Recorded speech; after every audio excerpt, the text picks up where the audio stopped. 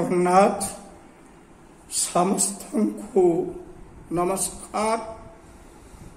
ଶ୍ରଦ୍ଧେୟ ଶ୍ରୋତା ବନ୍ଧୁ, ଦର୍ଶକ ବନ୍ଧୁ, ଶକ୍ତି ସୌରଭ କାର୍ଯ୍ୟକ୍ରମ ଆମରି ସତ୍ୟ ପ୍ରାୟୋଜିତ ଏକ ଶିକ୍ଷଣୀୟ କାର୍ଯ୍ୟକ୍ରମ।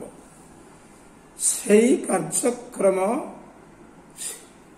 କାର୍ଯ୍ୟକ୍ରମର ଅନ୍ୟ ଏକ ନୂତନ ଅଧ୍ୟାୟକୁ ଆପଣମାନଙ୍କୁ ସ୍ୱାଗତ କରୁଛି। ମୁଁ ରମାକାନ୍ତ ମିଶ୍ର।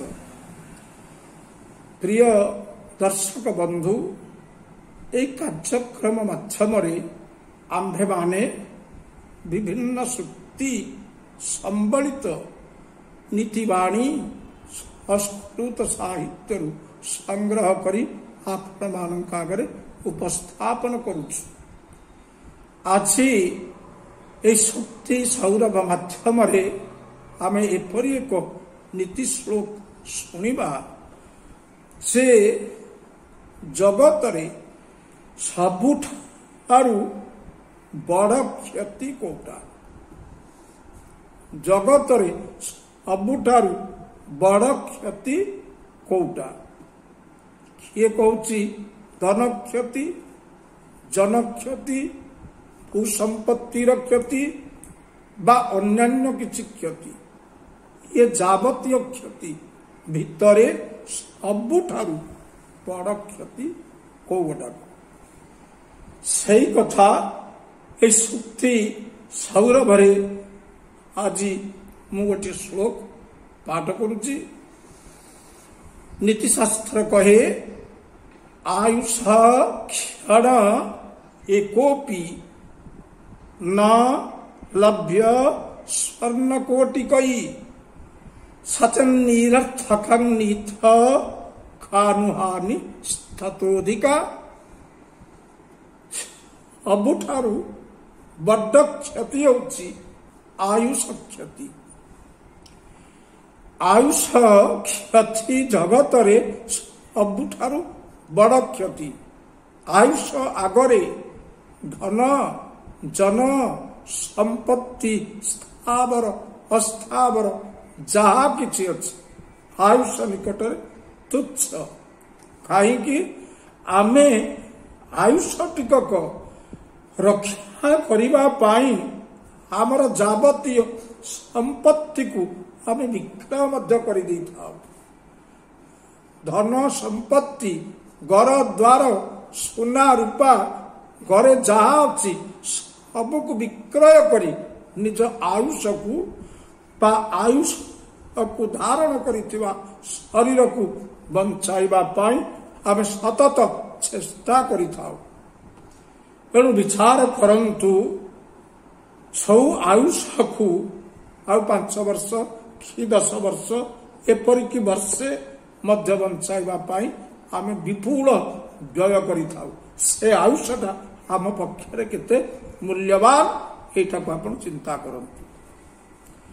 ତେଣୁ ଯେ ଏଇ ଆୟୁଷ ମନୁଷ୍ୟ ପାଇଁ ସବୁଠାରୁ ମୂଲ୍ୟବାନ ସମ୍ପଦ ହେଉଛି ତାର ଆୟୁଷ ବା ଆୟୁ। ଏଇ ଯୋଉ ଆୟୁଷ, ଏ ଆୟୁଷ ଏଇଟା କଣ?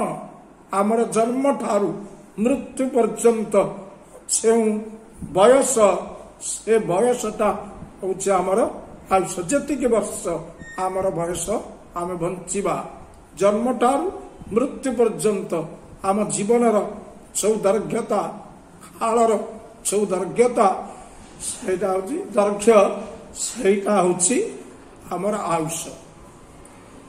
ତେବେ ଏଇ ଯୋଉ ଆୟୁଷ, ଏ ଆୟୁଷକୁ, ଏ ସମୟକୁ, ବୟସ ଭୁଲ କହିଲି, ସମୟ, ଜନ୍ମଠାରୁ ମୃତ୍ୟୁ ପର୍ଯ୍ୟନ୍ତ ସବୁ ସମୟ, ସବୁ କାଳ, ସେଇଟା ହେଉଛି ଆମର ଆୟୁଷ।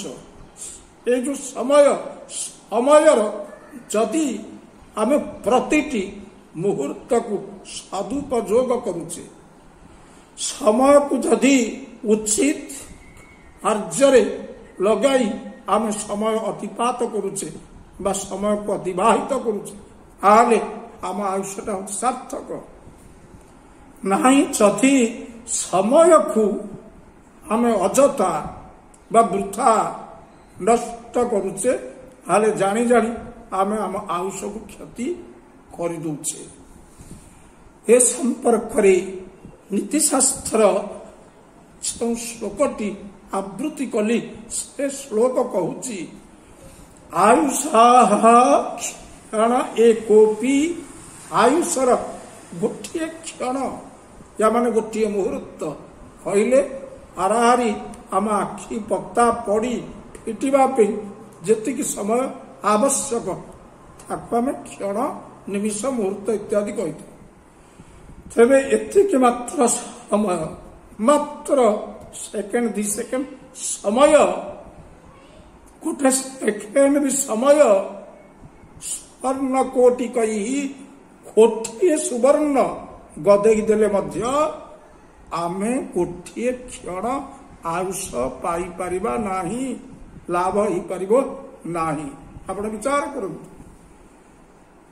ଡାକ୍ତରଖାନାରେ ପଡ଼ି ଆଇସିୟୁ ଭିତରେ ରହି ବିପୁଳ ଅର୍ଥ ବ୍ୟୟ କରି ଗୋଟେ ମୁହୂର୍ତ୍ତ ବି ଗୋଟେ ମଣିଷକୁ ରଖି ହେଉନାହିଁ, ତାର ସମୟ ଆସିଲେ ସେ ଚାଲି ଯାଉଛି। ଏଣୁ ସମୟକୁ ଏ ଯେଉଁ ଆୟୁଷକୁ ଗୋଟିଏ କ୍ଷଣ ଆମେ ରଖିପାରିବା ନାହିଁ ଯଦି ଗୋଟିଏ ସୁବର୍ଣ୍ଣ ଆମେ ଅଜାଡ଼ି ଦେବା। ତେବେ ଗୋଟିଏ ସୁବର୍ଣ୍ଣ ବିନିମୟରେ ଯଦି ଗୋଟିଏ କ୍ଷଣ ଆୟୁଷ ଲାଭ ହୁଏ ନାହିଁ ବା ବଞ୍ଚାଇ ହୁଏ ନାହିଁ, ଯେଉଁମାନେ ନିଜ ଜୀବନର ଅନେକ ସମୟକୁ ଅଯଥା ବୃଥା କାଳାତିପାତ କରୁଛନ୍ତି ସେମାନେ କେତେ ବଡ଼ କ୍ଷତି କରୁଛନ୍ତି ଆପଣ ଚିନ୍ତା କରନ୍ତୁ। ଗୋଟିଏ ସୁବର୍ଣ୍ଣ ଗୋଟିଏ ମୁହୂର୍ତ୍ତ ପାଇଁ ନୁହେଁ, ଏମିତି ଦିନ ରାତି ମିଶିଲେ କେତେ ମୁହୂର୍ତ୍ତ ହବ ଆଉ କେତେ କୋଟି ସୁବର୍ଣ୍ଣ ହବ ଆପଣ ଚିନ୍ତା କରନ୍ତୁ। ଏଣୁ ଏତିକି ପରିମାଣର କ୍ଷତି ସେଇ ଲୋକର ହୁଏ ଯେ ଆଳସ୍ୟରେ କାଳାତିପାତ କରେ। ଏଣୁ ଜୀବନକୁ ପ୍ରତି ମୁହୂର୍ତ୍ତରେ ବା ପ୍ରତ୍ୟେକ ସମୟରେ ଯେଉଁ କର୍ମ କରିବା କଥା ସେଇ ଉଚିତ କର୍ମରେ ଆମେ ଜୀବନକୁ ବିନିଯୁକ୍ତ କରିବା ଉଚିତ। ଆପଣମାନେ ଆଜିକାଲି ସମାଜରେ ଦେଖୁଥିବେ ଏପରି ଅନେକ ବ୍ୟକ୍ତି ଅଛନ୍ତି, ଅନେକ ଅଛନ୍ତି ଯେଉଁମାନେ କୌଣସି କର୍ମ ନ କରି ଆଳସ୍ୟରେ ନିଦ୍ରାରେ କଳହରେ ନିଜର ସମୟକୁ ନଷ୍ଟ କରନ୍ତି। ବଜାରରେ ଏଣେ ତେଣେ ବୁଲିବା, ସାଙ୍ଗସାଥି ହବା, କୋଉଠି ବସିକିରି ଘର କଥା ବିଚାର କରିବା, ଏସବୁ ଯାବତୀୟ ଯୋଉଟାକ ଅଯଥାର୍ଥ ସମୟ, ସେଇ ସମୟ ସେମାନେ ସମୟର ମୂଲ୍ୟ ବୁଝନ୍ତି ନାହିଁ, ଅଯଥାରେ ସମୟକୁ ଅତିପାତ କରିଦିଅନ୍ତି, ସମୟଟାକୁ ବିତେଇ ଦିଅନ୍ତି। ଆପଣ ବିଚାର କରନ୍ତୁ, ଏଇଲେ ଯେଉଁ ସମୟଟା ଅଛି ଆଉ କ୍ଷଣକ ପରେ ସେ ସମୟଟା ଚାଲି ଯାଇଥିବ, ଆଉ କ୍ଷଣକ ପରେ ଆଉ ଗୋଟେ କ୍ଷଣ ଚାଲିଗଲା। ଏହିପରି ଭାବରେ ସକାଳେ ଯେଉଁ ସମୟ ଥିଲା ବର୍ତ୍ତମାନ ସେ ସମୟ ନାହିଁ, ବର୍ତ୍ତମାନ ଯେଉଁ ସମୟ ଅଛି ରାତିକି ସେ ସମୟ ରହିବ ନାହିଁ। ଏଣୁ ଆପଣ ବିଚାର କରନ୍ତୁ, ସମୟ ଗତିଶୀଳ, ଜଗତରେ ସମସ୍ତ ଗତିର ପ୍ରତିରୋଧ ଅଛି, କିନ୍ତୁ ସମୟର ଗତି ନିର୍ବାଧ, ସମୟ ଗତିର ରୋଧ ନାହିଁ। ସମୟ କେବେ ହେଲେ କାହାକୁ ଅପେକ୍ଷା କରେ ନାହିଁ, ଅନବରତ ଅବିଶ୍ରାନ୍ତ ସମୟ ଗତି କରି ଚାଲିଛି। ଏଥିପାଇଁ ଓଡ଼ିଆ ସାହିତ୍ୟରେ ଅନେକ କବି ଅନେକ କଥା ଲେଖିଛନ୍ତି। ଏଣୁ ଆମର ଯେଉଁ ବୟସ, ମାନେ ଜନ୍ମଠାରୁ ମୃତ୍ୟୁ ପର୍ଯ୍ୟନ୍ତ ଆମର ଜୀବନର ଦୈର୍ଘ୍ୟ, ଜୀବନ ସମୟ, ସେ ଯେଉଁ ସମୟ आमे जदि ता भितरु गोटे मुहूर्त अजथार नष्ट करदौ ताहेले तारु बड़ी आउ अधिक क्षति आम जगत रे कौन अच्छी। तेणु आयुषर क्षति आयुष को अजथा अतिवाहित करवा जगत हूँ सबुठारु बड़ क्षति। तेबे यही अनुसार आमे किपरि समय सदुपयोग करवा गोटाए पद कविता कहिबी छोटा रामकृष्ण नंदनकर प्रसिद्ध रचना जाकु पिला माने विद्यालय मानकरे प्रार्थना आकार रे गांधी आदर गोटे पद मैं आवृत्ति करुछि। मोते खलसुआ निकटे निय नाही सुखे अबा संकटे। मते खल लोक पाखकू अलसुआ लोक पाखकू सुखरे हो बा संकटरे हो मते कौनसी मते तांको पाखकू निय नाय।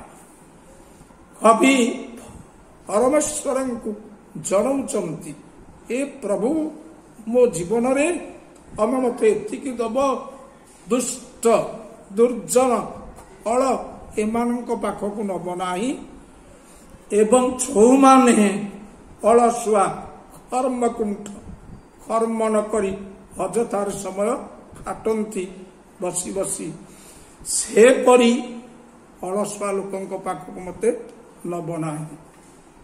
सुखरे हो बा संकटरे हो कहीं ना जदि मु दुर्जन सहित मिसिबी दुर्जनर प्रभाव ऊपर पड़िबो। जदि अलसुआ लोकंक सहित मु मिसिबी मु मध्य ता साथरे पड़िकरी अलसुआ होइछि मु भी दुर्जन साथरे पड़िकरी दुर्जन होइछि छोर साथरे पड़ले छोर होइछि। एणु अल आउ अलसुआ एपरी लोकंक निकट को मत तने केबे नब नाही।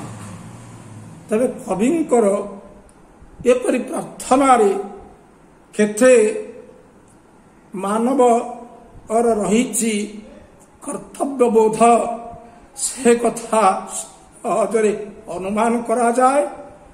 कवि चाहुछंती जीवन रे केबे अलस हेबे नाही जीवन रे केबे दुर्जन हेबे नाही। दुर्जन संगति वर्जनीय अलस संगति वर्जनीय कारण ए दुहिंकर संग द्वारा मनुष्यर समय व आयुष गड़ी गड़ी जाए।